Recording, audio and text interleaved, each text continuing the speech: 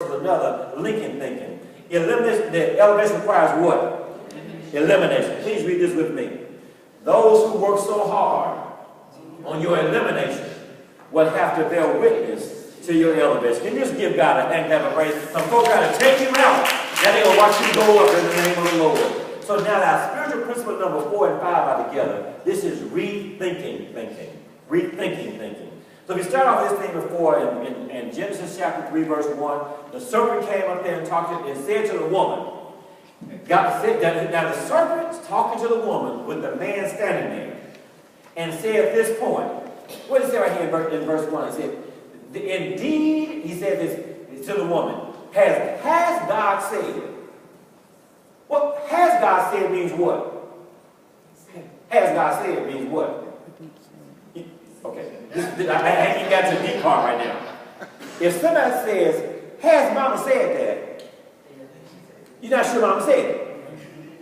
But you know Mama said it. So you should not ask if Mama said it. If Mama said it, so then the devil says, did God say it? Did what say? Did God say you cannot eat from any tree? The woman said, we can eat from any tree except the one in the middle, or we'll die. Here's the serpent. Did God say that? You're not going to die. And sure not going to die. As a result of this, God knows that when you eat, you're going to know the difference. Your eyes are going to be open. Your eyes are already open. And at this point, you're going to know the difference between good and evil. God wanted them to know good, not evil. So the idea was, what we're talking about here. So when we talk about this idea of rethinking, thinking according to the world, it means that we are doubting God, diminishing God, or also, at this point, dismissing what God said. I don't care what a popularity poll says, the word is still true.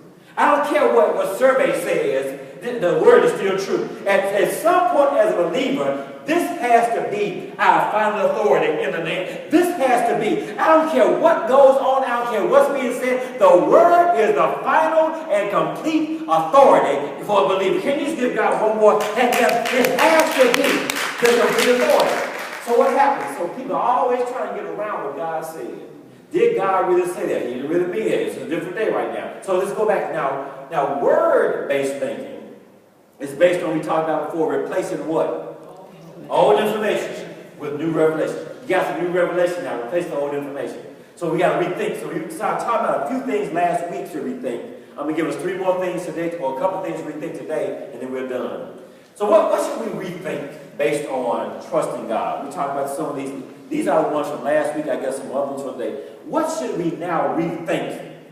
Because we now trust God. And here's the point. Just because I'm thinking doesn't mean it's right.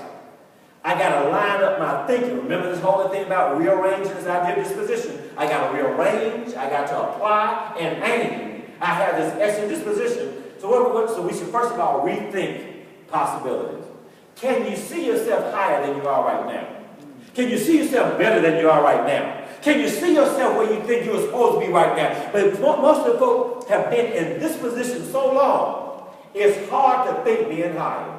It's time to, can you imagine yourself, if you've been dealing with illness so long, can you imagine yourself healed? You've been dealing with debt so long, can you imagine yourself debt-free? It is time to rethink possibilities. That's not only that, time to rethink poverty. We talked about last week, we said at this point, the Spirit of the Lord is upon us. He has anointed us to preach the gospel, to proclaim the gospel, proclaim the good news to those who are lacking.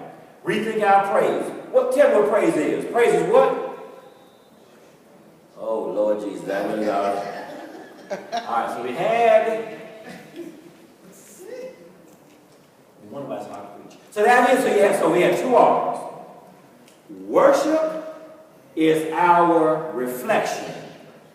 Praise is our reaction. Oh, now everybody know now. So the idea was, so what are we saying? So now, so it's not worship, it's not praise and worship. It really ought to be worship and praise, because worship is me reflecting on how awesome God is. And praise is my reaction to knowing God is good. That when I think about how good God is, my reaction is sometimes I got to wave my hands. When I think about how good God is, sometimes I start shedding a tear. So it's not praise and worship. It ought to be worship and praise. And then we rethink prayer. How do we pray prayers and get results? What do we say? Do what? Pray the scriptures. Do what? pray in the Spirit. When we pray in tongues, is a what kind of prayer? Perfect, what? Pure, powerful. And then prompted by the Spirit here. So we are not praying to produce anything. We are praying to reduce things that keep me from receiving what God has done. Is anybody clear about that? We're not praying. How many of us here have heard prayers like this? God, please move. God, please work it out.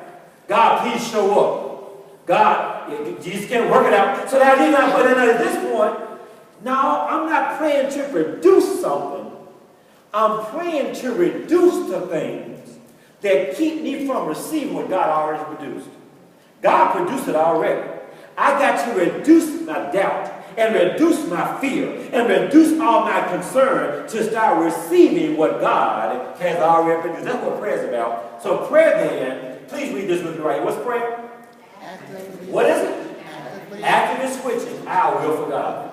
Here's what I want. But now, prayer is actively switching that for what God wants. I want this, but God, you know what's best. I want this, you know what's best. And it also is about connecting with God's will. So now read this with me, please, about our elevation. A prayed elevation often does what? Requires revelation from God. Now here's spiritual principle number 5. Still about this whole point about rethinking thinking. What should we start rethinking again? I want to talk about this rethinking. First of all, I'm going to give you I'm going to give you some words that begin with C. And then first of all, I want to start thinking about rethinking church. Rethinking church. Now, what does that mean? Church comes from the word. We think about ecclesia. It's not inaccurate. It's incomplete. It really comes from the word per se, which means this: pertaining to or belonging to God. Church. Those of us who are members of a church, we pertain to and also belong to God. Are we with it? Are we clear on here? It does what now? Pertains to, belongs to God. This is God's church. Not your church, not my church, not the denomination church. This is God's church. It pertains to and belongs to God. Now here's what now under church, I want us to think rethink 4 things that are under church to rethink. First of all, let's rethink our service. What service is in and for the church. Service in the church. I just want to talk about this for just a moment. Service in the church. Every gift we need is in this place right now for service. Amen, somebody. Everything God calls Shalom to do, we got the gifts in here right now to do it. Say amen, somebody. Everything we're supposed to do, we got the gifts in here right now. Not going to have them, but the gifts right now. Here's the point now. But not all gifts are being used in here for service. We have the gifts. All gifts are being. Let me make this clear for you for a second. Y'all see Kitty Cat and my wife with me every Sunday. Just throwing down up there, just throwing. Folk out here, and I've been listening to some of y'all got some beautiful voices out here. I can't now. I don't want to get in front of anybody. No. At this point, you got a gift. It needs to be used for the service. But what is there here? In church. Hey, come on, say it on now. I'm telling you that now. Don't y'all worry about baby out every week. That is at some point. We got some gifts we got gifts in here that are not being used for service in here. You know we got a summer camp, everybody knows that. You know what we did. But the idea was it's time to rethink church to say I'm not just going to receive, I'm going to give. I'm not just going to receive, I'm going to give. And if I'm not there, my presence will be missed because this is what I'm supposed to do in the church that God's called me to. Every gift we need is already here. They're not all being used. So here's the question. I want you to read this right here out loud, please. Read this out loud. How are you specifically using your gifts here? Everybody here should say at this point, this is what I do at Shalom. Come on, somebody that I'm called into service. So it's not just about coming and sucking up a message. It's about saying at this point now that my contribution to go back to serve is this. That if I'm not here, something's missing. Everybody ought to have clarity about what our role is in the church there. Please read this with me right now. I have alignment for, come on now, again, I have for, one more time, I have alignment for my assignment. You let Uncle Ronnie not be here at this point. And then we'll be going up here and it'll be like the old church and nobody was playing piano. Just can't work it out. So now this so praise God, he's here. But if he's not here, it's clear about the difference being made. Everybody in here has value. Everybody has some gifts. And the question is, what gifts are you using to go back and build this body? I said, what gifts are you using to go back? I said, what gifts are you using to go back and build the body? God gave you gifts to be used inside the church to build Shalom up to be there. If you don't use your gift, we hinder. I said, if you don't use your gifts, I said, if you don't use your gifts in here, we are all hindered. Okay, I just do this like a lead balloon. Let's go to this one right now. So we rethink, first of all. We rethink, first of all, service. Second, let's rethink our sermon notes. Can't tell you how many sermon notes that the people clean up the church have to get every day. Folks, I mean, wrote down some copious notes. Wrote down stuff I didn't even say. But then they just write down stuff. Write down grocery list, everything, just write down stuff. And leave on the view. Well, at some point, the idea was, the whole point of having notes is to go back and refer so we can go higher. Anybody ready to go higher in the Lord? I said, anybody ready? Please give that a hand. If you're ready to go higher in the Lord. So what's the point of the sermon? It'll be a whole lot easier to not have Sister Cindy go back and use all this paper that she does every month so well for us. So what's the point of the sermon notes? I want to know at this point that it is sermon or write this word down here, reap if you want to, if you would. The point of having our sermon notes is to get us ready to reap. It's time to reap. It's time. So what are we talking about? So what are we saying this reap? That the revelation that comes, once we get the revelation, we can get ready for our elevation. But the elevation only comes if I have my application. But I have to make sure I'm ready for my preparation. You're wondering why we don't have the breakthrough. Why you're not seeing the breakthrough? Why you're not experiencing? We tell me we can do all things through Christ who strengthens us. Why are we not seeing what God has promised there? Because we are not taking the revelation that God gave us and experiencing elevation. May not be experiencing elevation because we don't have the application. God's word says do this, and we decide we're going to do something else. But are we really prepared to receive what God has for us? What's the R again? Revelation. What's the E? Elevation. What's the A? Application. What's the P? Preparation. So the idea is, anybody here ready to read? Please give God a hand. If you are ready to read, in the name of everything, give God a hand.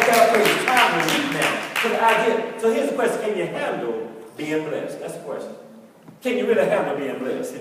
I'm asking you, can you handle being blessed? Yes. I said, can you handle being blessed? Yes. Can you handle being blessed? Yes. God says, I have already given you all you need according to my riches and glory. Can you handle being blessed? So the idea, so this is, we'll go back and read this on Sunday. So and lastly, we think not only service, sermon notes, but we think serenity.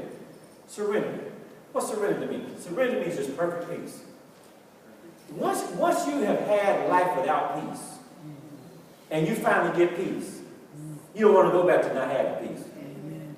Rethink serenity. I just determined I'm not going to continue to allow stuff in my life to disturb my peace. The devil sends things to disrupt your peace. We here at Shalom, which means peace, and don't have any peace. At some point, we got to start protecting our peace. So it's time to rethink. Who are we around that always troubles our peace? What are we doing that always troubles our peace? It's time to rethink our serenity. And lastly, it's time to rethink this one. It's time to rethink being set up for breakthrough. What are we saying here? That all these things that God has revelation for us, we already have. He's already made this available. It's time for us to get ready to receive all God has for us. We are being set up. We are being set up. God is setting us up to go higher. He is setting us up to do more. He is setting us up. So the question is, are we ready to go higher in the Lord? It's time to rethink being set up for breakthrough.